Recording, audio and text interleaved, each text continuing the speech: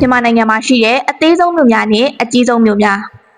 မြန်မာနိုင်ငံဆိုတာပထဝီအနေအထားအရနိုင်ငံရဲ့နေရာတော်တော်များများမှာရှင်သန်နေထိုင်လို့နိုင်တဲ့မြေနေရာတွေကိုပိုင်ဆိုင်ထားကြပါတယ်။အထူးသဖြင့်စိုက်ပျိုးလို့ကောင်းတဲ့နေရာများစွာကိုပိုင်ဆိုင်ထားကြတာမို့လို့နိုင်ငံထဲမှာပဲမြို့ပေါင်းများစွာတည်ရှိနေပါတယ်။ဒီထဲမှာဘယ်မြို့တွေကအသေးဆုံးဖြစ်ပြီးဘယ်မြို့တွေကအကြီးဆုံးဖြစ်မလဲဆိုတာကိုယခုဗီဒီယိုလေးထဲမှာတင်ဆက်ပေးသွားမှာဖြစ်ပါတယ်။ဒါဆိုရင်မြန်မာနိုင်ငံရဲ့အသေးဆုံးမြို့တွေကနေစလိုက်ကြရအောင်။နံပါတ်1ပန်တန်းတင်မြို့ကချင်ပြည်နယ်ပူတာအိုခရိုင်မှာတည်ရှိတဲ့ဒီမြို့လေးဟာနေထိုင်လူဦးရေရာဂဏန်းများသာတည်ရှိတဲ့မြို့တစ်မြို့ဖြစ်ပါတယ်။အင်ဂျီပေါင်း10ကဏန်းသာရှိပြီးတော့2000ခုနှစ်မှာစတင်ဖြစ်ပေါ်ခဲ့တဲ့မြို့လေးဖြစ်ပါတယ်။နံပါတ်2စူကာလီမြို့ထိုင်းနယ်စပ်မြို့ဖြစ်တဲ့မြောက်ဒီခရိုင်မှာတည်ရှိပြီးလူဦးရေ300ကျော်သာရှိတဲ့မြို့လေးဖြစ်ပါတယ်။2014တကောင်စီရဲ့ထုတ်ပြန်ချက်အရလူဦးရေအတိအကျ342ဦးရှိပါတယ်။နံပါတ်3ဆော့လော်မြို့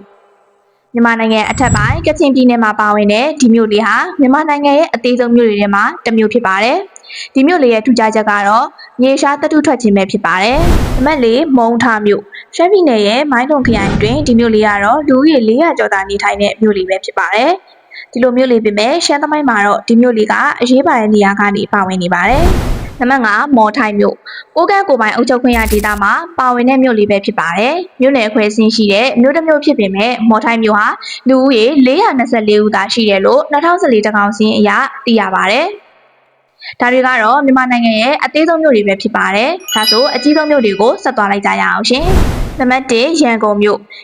ဟာမြန်မာနိုင်ငံရဲ့လူဦးရေအများဆုံးနဲ့အကျယ်ဆုံးမြို့လို့ဆိုရမယ့်မြို့ပဲဖြစ်ပါတယ်။2014တကောင်စီအရမြန်မာနိုင်ငံလူဦးရေရဲ့10ပုံတစ်ပုံဖြစ်တဲ့9သန်းအထိနေထိုင်ရာမြို့တစ်မြို့ပဲဖြစ်ပါတယ်။အနှစ်မန္တလေးမြို့